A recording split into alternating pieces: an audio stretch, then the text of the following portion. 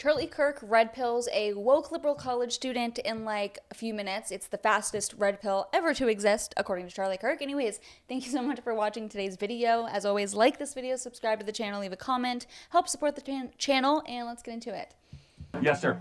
Okay, so I tend to lean liberal on a lot of issues, but specifically on immigration, when I hear about like the Haitians in Ohio, closer, yeah, taking over cities, and the thing about eating people's pets, I don't know if that's true. It is true.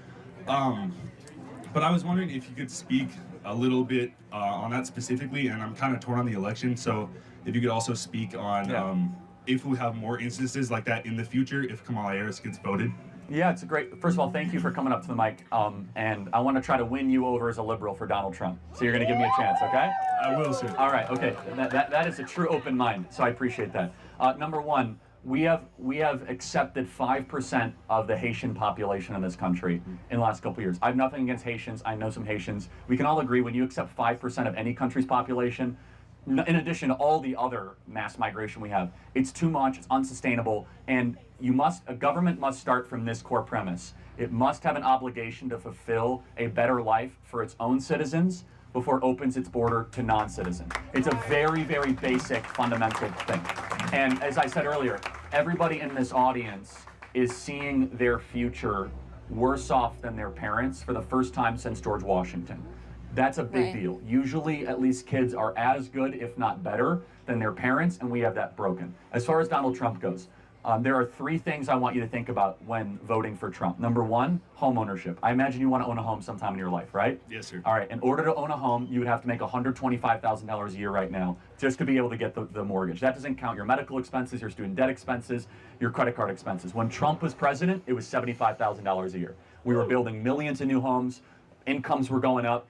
Why is it that the housing prices have gone up so much? Because Kamala Harris and Joe Biden have spent $6 to $7 trillion of unnecessary federal spending, flooded the zone with these trillions of dollars, which have inflated asset prices. Number two, as a liberal, I imagine you don't like war, right? You don't like endless war. Under Donald Trump, it was the first president in 40 years where we had no new wars. No Iraq war, no Syrian war, no Russian-Ukraine war.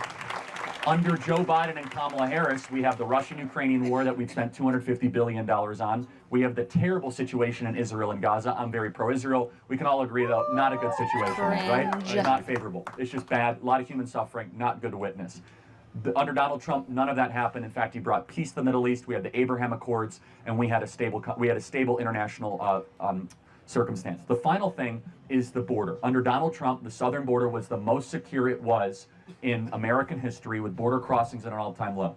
Which I think is like one of Donald Trump's strengths, and unfortunately, like, I do wish Trump did finish the wall, but of course, like, we cannot be electing a president who advocates for open borders. We already have enough problems with immigration. We have enough people here. Can we just focus on the people here?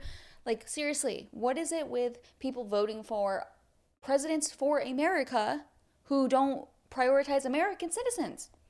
America first. Americans first. It should be a job requirement to these idiots. Like, gosh, this is why so many people do not deserve to vote, because they are stupid, quite literally. Under Kamala Harris, 10 million people have come across the southern border into this country. We have no idea who they are. They're coming into our communities. Crime is increasing. They're eating ducks and geese and cats in Springfield, Ohio. And that's just like a silly example. It's totally true, by the way. Why? Yeah, go ahead. Why? When I looked it up, because the reason I'm asking you is because there's a lot of misinformation, I feel like, because when I first heard about your side of the story is what I heard, and then after that, I was hearing that there's no proof of that. So why is that? Well, there is proof. I mean, we have tons of video I could show you of residents saying that my cat was taken. Ugh, I really wish it wasn't true. It's like the most heartbreaking thing. And I've seen some of you guys in the comments below, fellow cat lovers, dog lovers. We're cat people in this household. We have 2 cats. I would be absolutely devastated and freaking outraged if I saw someone eating my cat. Like, what in that world is going on in America? And it's pretty cringe to see people denying it. It's like, okay, let's see how you feel if they were to eat your pet. This is sick. Sick. And of course, the mainstream media is like, oh, Trump is lying. He's making up these lies. It's not even true. It's more of his lies, lies, lies. Anyone that believes it's a conspiracy theorist. It's like, well, how come the conspiracy theorists always end up being proven to be correct? Maybe you should start listening to them then, idiots. Taken by a Haitian yesterday morning and was grilled on an open fire. They won't accept it as a police report in Springfield. I know way too much about Springfield, Ohio police reports right now, but they won't accept it as a police report because it's an animal control problem. It's just, again, you have to just look at the residents. Either they're all lying and they're all in on it, or there's something to this. I'm not asking you to vote for Trump based on, cats being kidnapped and grilled and barbecued. I am saying, though, that it begs a question of, can we sustain 10 million people? I want you guys to understand how many 10 million people is. We have 10 million illegals that have come to the country, which is the population of New Jersey. Okay, that is an unsustainable amount. Under Donald Trump, we had the border secure and it will stay secure. So those three things. We had a great economy under Trump, and it was easier for you guys to own homes. We had no wars, and you guys are closer to World War III than ever before. You guys that are all, by the way, military age, I hope you don't get into World War III because you might be drafted under the current circumstance, and you guys might laugh.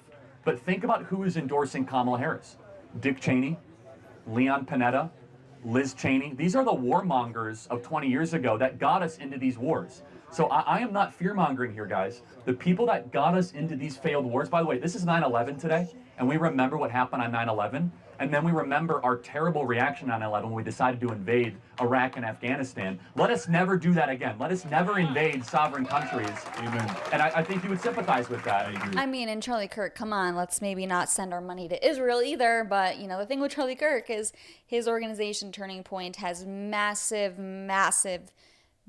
millionaire, billionaire donors that are very pro-Israel. So he kind of, maybe he's changed his mind on it, but can't really say anything.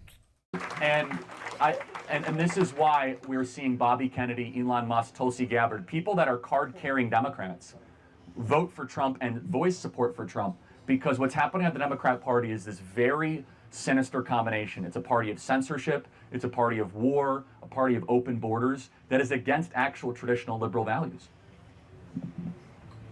I agree. Oh, shit. So which way are you leaning? Can I get a hat? That's a good answer.